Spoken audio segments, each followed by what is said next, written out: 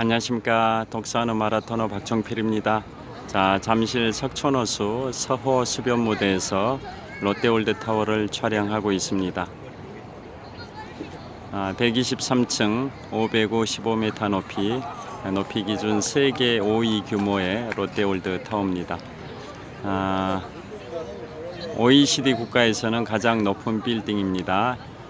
저곳에 31층에 스카이 31이라고 푸드코트 지역이 있는데요.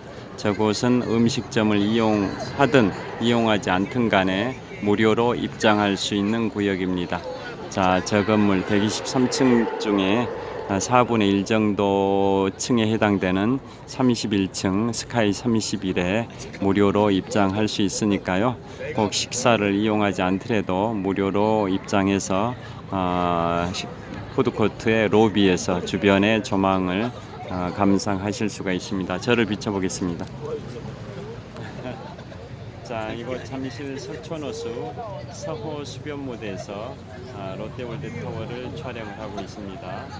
123층 555m 높이 기준 세계 5위 규모의 롯데월드타워를 촬영을 하고 있습니다. 자, 현재 시각은 2022년 10월 21일 금요일 저녁 9시 정도 됐습니다. 롯데월드타워 중에서도 31층에 스카이 31이 있는데요. 무료로 입장할 수 있는 구역이니까 한번 이용해 보시면 좋을 것 같습니다.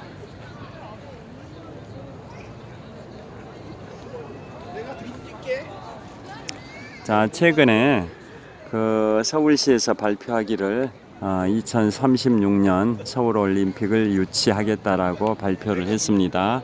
만약에 유치에 성공을 하게 되면 1988년 서울올림픽에 이어서 48년 만에 다시 서울에서 올림픽을 개최하게 되는 건데요. 자, 이미 이곳 잠실 지역에 올림픽공원과 잠실 종합운동장 그쪽에 있는 체육시설을 이용해서 34년 전에 88 서울올림픽을 개최를 했었고요. 앞으로 14년 후인 2036년에 다시 서울올림픽을 개최하게 된다면 이미 34년 전에 88 서울올림픽 때 시설 투자를 해놨던 그런 체육시설을 이용해서 올림픽을 개최할 수 있기 때문에 큰 비용 부담 없이 올림픽을 개최하게 됨으로써 성공적으로 올림픽을 개최할 수 있을 것 같고 경제 효과도 클 것 같습니다. 자, 롯데월드타워의 외관 테두리가 조명을 켜고 있습니다. 선명하게 보입니다. 롯데월드타워입니다. 자, 저를 다시 한번 보여드리겠습니다. 자, 롯데월드타워의 테두리 외관이 조명을 밝히고 있어서 롯데월드타워의 그 아웃라인이 선명하게 보이고 있습니다. 자, 잠실 석촌호수 서호 수변무대에서 롯데월드타워를 촬영을 하고 있습니다.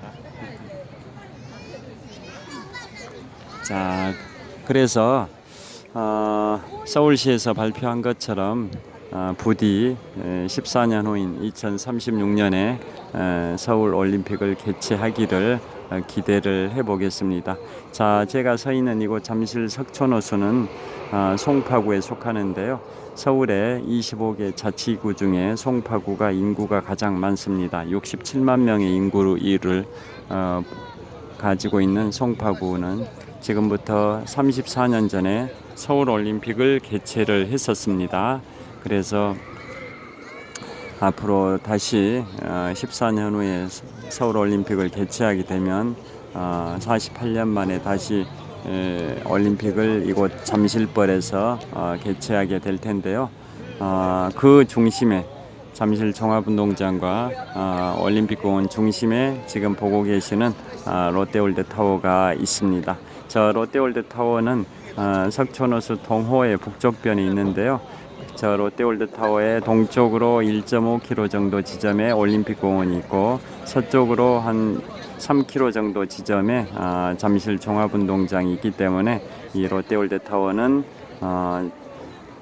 34년 전에 올림픽이 개최됐던 시설인 올림픽공원과 잠실 종합운동장의 대략 중간 정도에 있습니다. 그래서 앞으로 14년 후인 2036년에 서울올림픽을 다시 개최하게 되면 이 잠실벌이 뜨거운 열기에 가득 쌓일 것 같고요. 이 롯데월드타워도 이용객들도 많이 늘어나고 이 잠실 석촌호수도 많은 관광객들로 인산인해를 이룰 것 같습니다.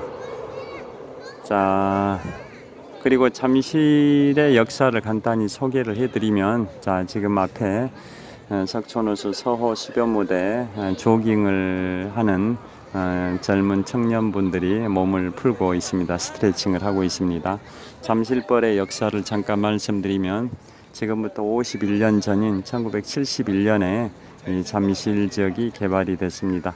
그래서 제가 지금 비추고 있는 방향 롯데월드타워 저기는 부리도라는 섬이었습니다. 한강에 떠있는 모래섬이다 해서 뜰부자 마을리자 섬도자에서 부리도라는 섬이었는데요.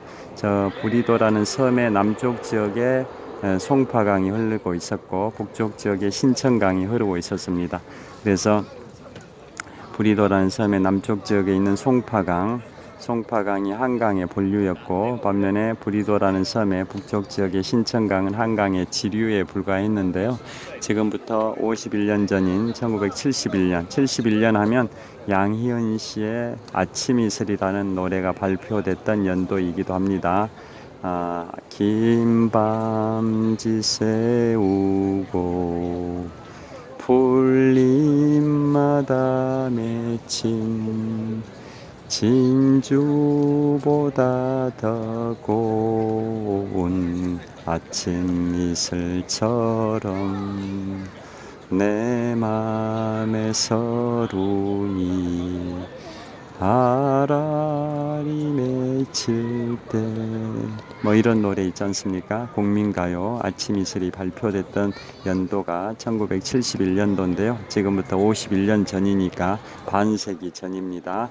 그때 바로 잠실벌이 개발이 됐습니다. 그래서 부리도라는 섬의 남쪽 지역에는 송파강이라는 한강의 본류가 있었고, 북쪽 지역에는 신천강이라는 한강의 지류가 있었는데요. 남쪽 지역에 있는 송파강을 이제 매립을 하게 됩니다. 자, 지금 보고 계시는 석촌호수 보이시죠? 이 석촌호수가 바로 부리도라는 섬의 남쪽 지역에 흐르고 있었던 송파강입니다. 송파강이 이 석촌호수가 있는 이 지역이 송파강이었는데요. 또 한강의 본류였는데요. 이 송파강의 동쪽 지역과 서쪽 지역을 매립을 했습니다.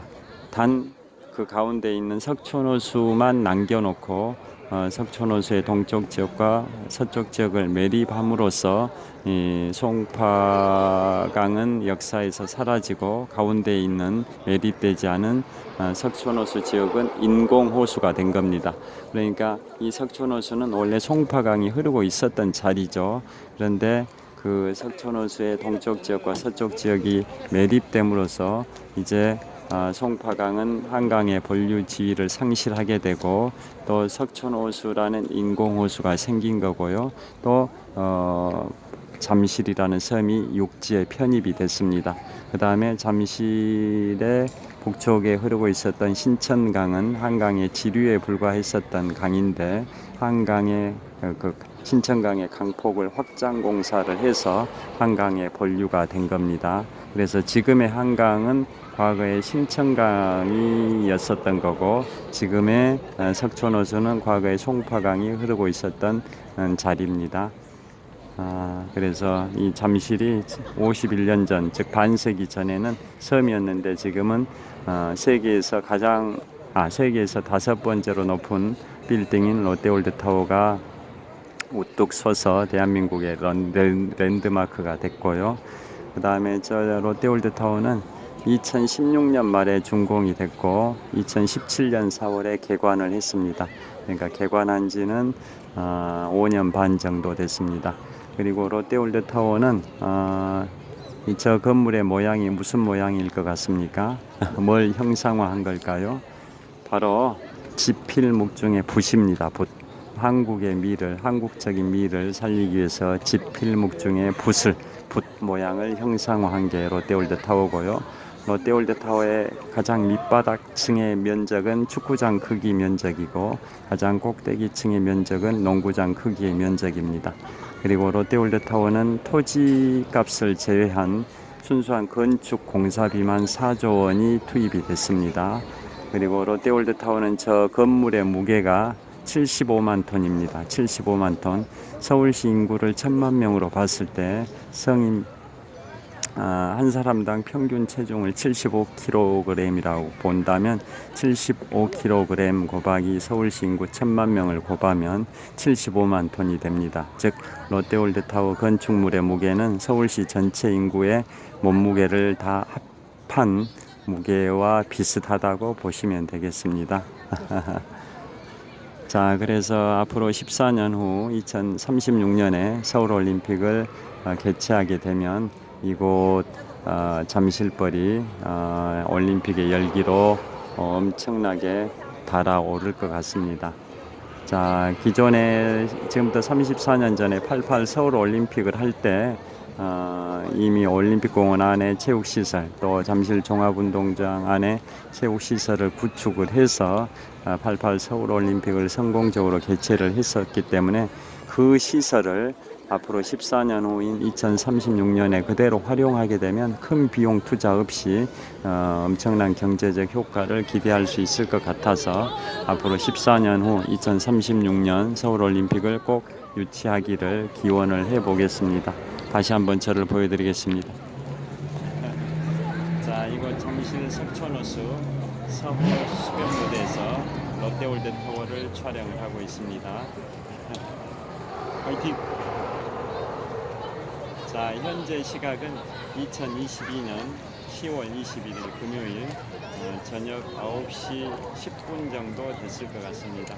자, 평안한 밤, 즐거운 밤, 행복한 주말 보내시길 빌겠습니다. 시청해 주셔서 감사합니다. 화이팅!